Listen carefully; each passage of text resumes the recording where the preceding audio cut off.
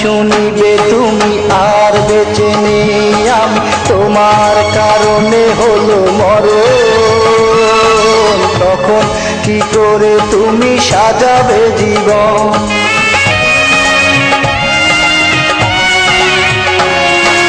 যখন শুনিবে তুমি আর বেঁচে নেই আমি, তোমার কারণে হলো মরণ, তখন কি করে তুমি সাজাবে জীবন?